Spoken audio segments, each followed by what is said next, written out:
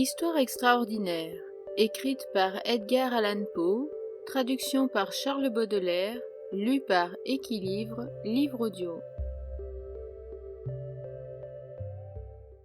Double assassinat dans la rue Morgue, suite. Je connais G, le préfet de police, et nous obtiendrons sans peine l'autorisation nécessaire.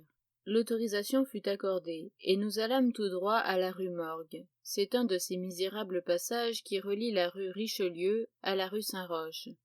C'était dans l'après-midi, et il était déjà tard quand nous y arrivâmes, car ce quartier est situé à une grande distance de celui que nous habitions. Nous trouvâmes bien vite la maison, car il y avait une multitude de gens qui contemplaient de l'autre côté de la rue les volets fermés, avec une curiosité badaude. C'était une maison comme toutes les maisons de Paris, avec une porte cochère et sur l'un des côtés une niche vitrée avec un carreau mobile, représentant la loge du concierge. Avant d'entrer, nous remontâmes la rue, nous tournâmes dans une allée et nous passâmes ainsi sur les derrières de la maison. Dupin, pendant ce temps, examinait tous les alentours, aussi bien que la maison, avec une attention minutieuse, dont je ne pouvais pas deviner l'objet. Nous revînmes sur nos pas vers la façade de la maison, nous sonnâmes, nous montrâmes notre pouvoir, et les agents nous permirent d'entrer. Nous montâmes jusqu'à la chambre, où on avait trouvé le corps de mademoiselle L'Espanaye, et où gisaient encore les 2 cadavres. Le désordre de la chambre avait été respecté, comme cela se pratique en pareil cas. Je ne vis rien de plus que ce qu'avait constaté la Gazette des tribunaux.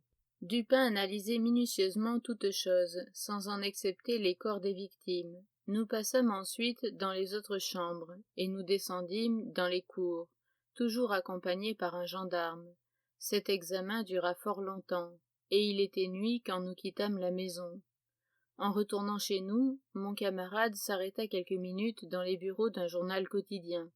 J'ai dit que mon ami avait toutes sortes de bizarreries, et que je les ménageais, car ce mot n'a pas d'équivalent en anglais.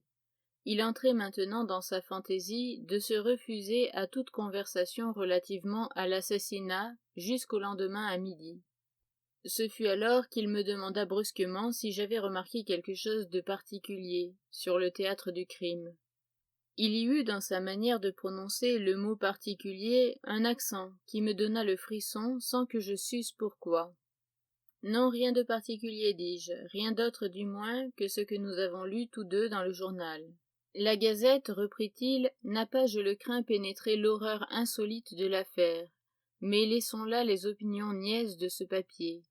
Il me semble que le mystère est considéré comme insoluble, par la raison même qu'il devrait le faire regarder comme facile à résoudre. Je veux parler du caractère excessif sous lequel il apparaît. Les gens de police sont confondus par l'absence apparente de motifs légitimant non le meurtre en lui-même, mais l'atrocité du meurtre. Ils sont embarrassés aussi par l'impossibilité apparente de concilier les voix qui se disputaient avec ce fait qu'on a trouvé en haut de l'escalier d'autres personnes que mademoiselle L'Espanaye assassinée, et qu'il n'y avait aucun moyen de sortir sans être vu des gens qui montaient l'escalier. L'étrange désordre de la chambre, le corps fourré la tête en bas dans la cheminée, l'effrayante mutilation du corps de la vieille dame, ces considérations, jointes à celles que j'ai mentionnées et à d'autres dont je n'ai pas besoin de parler, ont suffi pour paralyser l'action des agents du ministère et pour dérouter complètement leur perspicacité si vantée. Ils ont commis la très grosse et très commune faute de confondre l'extraordinaire avec l'abstru. Mais c'est justement en suivant ces déviations du cours ordinaire de la nature que la raison trouvera son chemin, si la chose est possible, et marchera vers la vérité. Dans les investigations du genre de celles qui nous occupent, il ne faut pas tant se demander comment les choses se sont passées qu'étudier en quoi elles se distinguent de tout ce qui est arrivé jusqu'à présent. Bref, la facilité avec laquelle j'arriverai, ou je suis déjà arrivé, à la solution du mystère, est en raison directe de son insolubilité apparente aux yeux de la police. Je fixai mon homme avec un étonnement muet. J'attends maintenant, continua-t-il en jetant un regard sur la porte de notre chambre, j'attends un individu, qui, bien qu'il ne soit peut-être pas l'auteur de cette boucherie, doit se trouver en partie impliqué dans sa perpétration. Il est probable qu'il est innocent de la partie atroce du crime. J'espère ne pas me tromper dans cette hypothèse, car c'est sur cette hypothèse que je fonde l'espérance de déchiffrer l'énigme entière.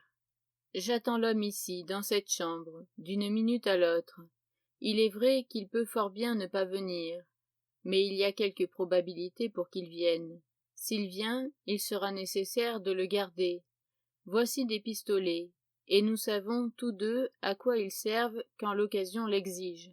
Je pris les pistolets sans trop savoir ce que je faisais, pouvant à peine en croire mes oreilles, pendant que Dupin continuait à peu près comme dans un monologue. J'ai déjà parlé de ses manières distraites dans ces moments-là.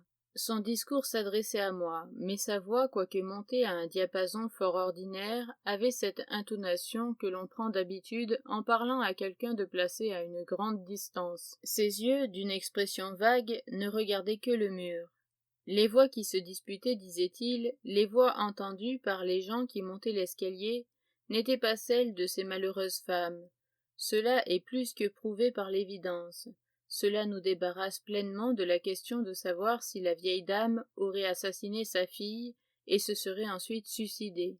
Je ne parle de ce cas que par amour de la méthode, car la force de madame L'Espanaye eût été absolument insuffisante pour introduire le corps de sa fille dans la cheminée. De la façon où on l'a découvert, et la nature des blessures trouvées sur sa propre personne exclut entièrement l'idée de suicide. Le meurtre a donc été commis par des tiers, et les voix de ces tiers sont celles qu'on a entendues se quereller. Permettez-moi maintenant d'appeler votre attention non pas sur les dépositions relatives à ces voix, mais sur ce qu'il y a de particulier dans ces dépositions. Avez-vous remarqué quelque chose de particulier? Je remarquai que pendant que tous les témoins s'accordaient à considérer la grosse voix comme étant celle d'un Français, il y avait un grand désaccord relativement à la voix aiguë, ou comme l'avait défini un seul individu, à la voix âpre. Cela constitue l'évidence, dit Dupin, mais non la particularité de l'évidence. Vous n'avez rien observé de distinctif? Cependant, il y avait quelque chose à observer. Les témoins, remarquez-le bien, sont d'accord sur la grosse voix. Là-dessus, il y a unanimité. Mais relativement à la voix aiguë, il y a une particularité. Elle ne consiste pas dans leur désaccord, mais en ceci que quand un Italien, un Anglais, un Espagnol, un Hollandais essaye de la décrire, chacun en parle comme d'une voix d'étranger. Chacun est sûr que ce n'était pas la voix d'un de ses compatriotes. Chacun la compare non pas à la voix d'un individu dont la langue lui serait familière, mais justement au contraire. Le Français présume que c'était une voix d'Espagnol, et il aurait pu distinguer quelques mots s'il était familiarisé avec l'espagnol. Le Hollandais affirme que c'était la voix d'un Français, mais il est établi que le témoin, ne sachant pas le français, a été interrogé par le canal d'un interprète. L'Anglais pense que c'était la voix d'un Allemand, et il n'entend pas l'allemand. L'espagnol est positivement sûr que c'était la voix d'un Anglais, mais il en juge uniquement par l'intonation, car il n'a aucune connaissance de l'anglais. L'Italien croit à une voix de Russe, mais il n'a jamais causé avec une personne native de Russie. Un autre Français, cependant, diffère du premier, et il est certain que c'était une voix d'Italien, mais n'ayant pas la connaissance de cette langue, il fait comme l'Espagnol, il tire sa certitude de l'intonation.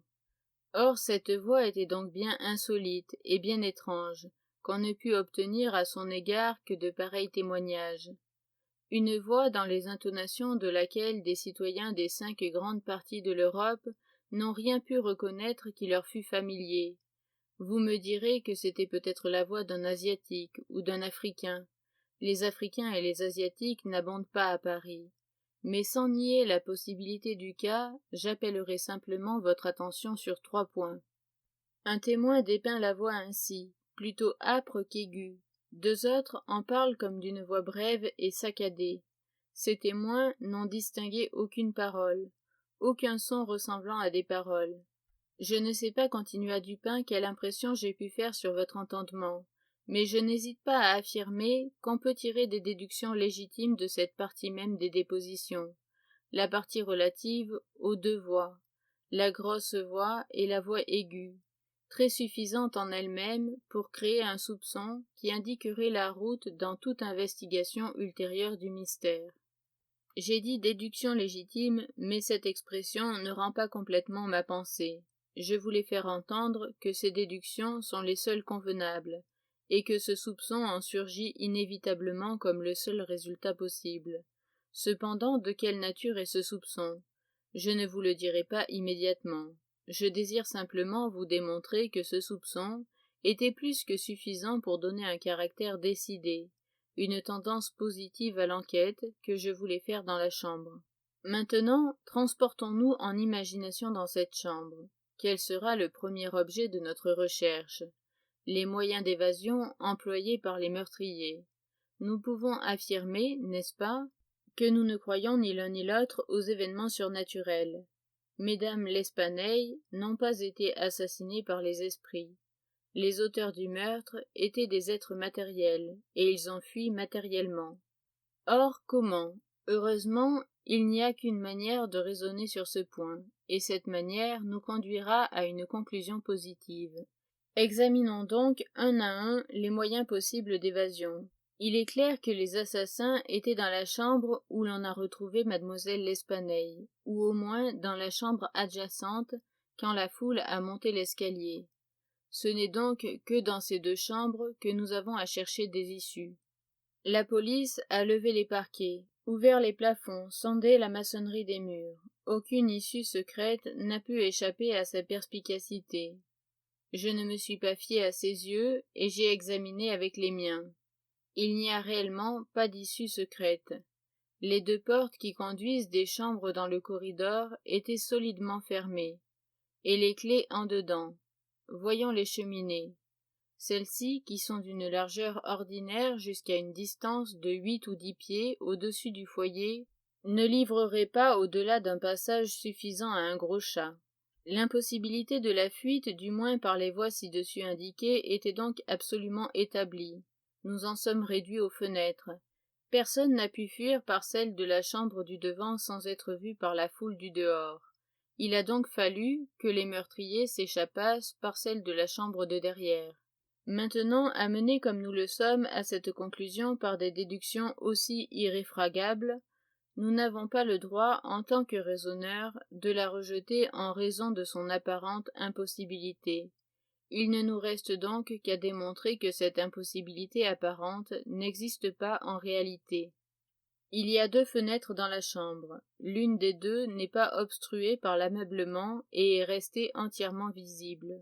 La partie inférieure de l'autre est cachée par le chevet du lit qui est fort massif et qui est poussé tout contre. On a constaté que la première était solidement assujettie en dedans. Elle a résisté aux efforts les plus violents de ceux qui ont essayé de la lever. On avait percé dans son châssis, à gauche, un grand trou avec une vrille, et on y trouva un gros clou enfoncé presque jusqu'à la tête. En examinant l'autre fenêtre, on y a trouvé fiché un clou semblable, et un vigoureux effort pour lever le châssis n'a pas eu plus de succès que de l'autre côté. La police était dès lors pleinement convaincue qu'aucune fuite n'avait pu s'effectuer par ce chemin. Il fut donc considéré comme superflu de retirer les clous et d'ouvrir les fenêtres. Mon examen fut un peu plus minutieux, et cela par la raison que je vous ai donnée tout à l'heure. C'était le cas, je le savais, où il fallait démontrer que l'impossibilité n'était qu'apparente. Je continuai à raisonner ainsi, a posteriori. Les meurtriers s'étaient évadés par l'une de ces fenêtres. Cela étant, ils ne pouvaient pas avoir réassujetti les châssis en dedans comme on les a trouvés, considération qui, par son évidence, a borné les recherches de la police dans ce sens-là. Cependant, ces châssis étaient bien fermés. Il faut donc qu'ils puissent se fermer d'eux-mêmes. Il n'y avait pas moyen d'échapper à cette conclusion. J'allai droit à la fenêtre non bouchée, je retirai le clou avec quelque difficulté et j'essayai de lever le châssis. Il a résisté à tous mes efforts, comme je m'y attendais. Il y avait donc, j'en étais sûr maintenant, un ressort caché, et ce fait corroborant mon idée me convaincut au moins de la justesse de mes prémices, quelque mystérieuses que m'apparussent toujours les circonstances relatives au clou. Un examen minutieux me fit bientôt découvrir le ressort secret. Je le poussai, et satisfait de ma découverte, je m'abstins de lever le châssis. Je remis alors le clou en place, et l'examinai attentivement. une personne passant par la fenêtre pouvait l'avoir refermée, et le ressort aurait fait son office, mais le clou n'aurait pas été replacé. Cette conclusion était nette, et rétrécissait encore le champ de mes investigations. Il fallait que les assassins se fussent enfuis par l'autre fenêtre. En supposant donc que les ressorts des deux croisées fussent semblables, comme il était probable, il fallait cependant trouver une différence dans les clous, ou au moins dans la manière dont ils avaient été fixés. Je montai sur le fond de sangle du lit, et je regardai minutieusement l'autre fenêtre par-dessus le chevet du lit. Je passai ma main derrière, je découvris aisément le ressort, et je le fis jouer. Il était, comme je l'avais deviné, identique au premier. Alors, j'examinai le clou. Il était aussi gros que l'autre, et fixé de la même manière, enfoncé presque jusqu'à la tête. Vous direz que j'étais embarrassé, mais si vous avez une pareille pensée, c'est que vous vous êtes mépris sur la nature de mes inductions. Pour me servir d'un terme de jeu, je n'avais pas commis une seule faute, je n'avais pas perdu la piste un seul instant. Il n'y avait pas une lacune d'un anneau à la chaîne, j'avais suivi le secret jusque dans sa dernière phase. Et cette phase, c'était le clou. Il ressemblait, dis-je, sous tous les rapports à son voisin de l'autre fenêtre. Mais ce fait, quelque concluant qu'il fût en apparence, devenait absolument nul en face de cette considération dominante, à savoir que là, à ce clou, finissait le fil conducteur. Il faut, me dis-je, qu'il y ait dans ce clou quelque chose de défectueux. Je le touchai, et la tête, avec un petit morceau de la tige, un quart de pouce environ, me resta dans les doigts. Le reste de la tige était dans ce trou, où elle s'était cassée. Cette fracture était fort ancienne, car les bords étaient incrustés de rouille, et elle avait été opérée par un coup de marteau, qui avait enfoncé en partie la tête du clou dans le fond du châssis. Je rajustai soigneusement la tête avec le morceau qui la continuait, et le tout figura un clou intact. La fissure était inappréciable. Je pressai le ressort, je levai doucement la croisée de quelques pouces, la tête du clou vint avec elle, sans bouger de son trou. Je refermai la croisée, et le clou offrit de nouveau le semblant d'un clou complet. Jusqu'ici, l'énigme était débrouillée. L'assassin avait fui par la fenêtre qui touchait au lit. Qu'elle fût retombée d'elle-même après la fuite, ou qu'elle eût été refermée par une main humaine, elle était retenue par le ressort, et la police avait attribué cette résistance au clou. Aussi, toute enquête ultérieure avait été jugée superflue. La question maintenant était celle du mode de descente. Sur ce point, j'avais satisfait mon esprit dans notre promenade autour du bâtiment. À 5 pieds et demi environ de la fenêtre en question court une chaîne de paratonnerres. De cette chaîne, il eût été impossible à n'importe qui d'atteindre la fenêtre, à plus forte raison d'entrer. Toutefois, j'ai remarqué que les volets du 4e étage étaient du genre particulier, que les menuisiers parisiens appellent ferrades, genre de volet fort peu usité aujourd'hui, mais qu'on rencontre fréquemment dans de vieilles maisons de Lyon et de Bordeaux. Ils sont faits comme une porte ordinaire, porte simple et non pas à double battant, à l'exception que la partie inférieure est façonnée à jour et treillissée, ce qui donne aux mains une excellente prise. Dans le cas en question, ces volets sont larges de 3 bons pieds et demi. Quand nous les avons examinés du derrière de la maison, ils étaient tous les deux ouverts à moitié, c'est-à-dire qu'ils faisaient angle droit avec le mur. Il est présumable que la police a examiné comme moi les derrières du bâtiment, mais en regardant ces ferrades, dans le sens de leur largeur, comme elle les a vues inévitablement, elle n'a sans doute pas pris garde à cette largeur même, ou du moins elle n'y a pas attaché l'importance nécessaire. En somme, les agents, quand il a été démontré pour eux que la fuite n'avait pu s'effectuer de ce côté, ne leur ont appliqué qu'un examen succinct. Toutefois, il était évident pour moi que le volet appartenant à la fenêtre située au chevet du lit, si on le supposait rabattu contre le mur, se trouverait à 2 pieds de la chaîne du paratonnerre. Il était clair aussi que par l'effort d'une énergie et d'un courage insolites, on pouvait, à l'aide de la chaîne, avoir opéré une invasion par la fenêtre. Arrivé à cette distance de 2 pieds et demi, je suppose maintenant le volet complètement ouvert. Un voleur aurait pu trouver dans le treillage une prise solide. Il aurait pu dès lors, en lâchant la chaîne, en assurant bien ses pieds contre le mur et en s'élançant vivement, tomber dans la chambre et attirer violemment le volet avec lui de manière à le fermer, en supposant toutefois la fenêtre ouverte à ce moment-là. Remarquez bien, je vous prie, que j'ai parlé d'une énergie très peu commune, nécessaire pour réussir dans une entreprise aussi difficile, aussi hasardeuse. Mon but est de vous prouver d'abord que la chose a pu se faire. En second lieu, et principalement, d'attirer votre attention sur le caractère très extraordinaire, presque surnaturel, de l'agilité nécessaire pour l'accomplir.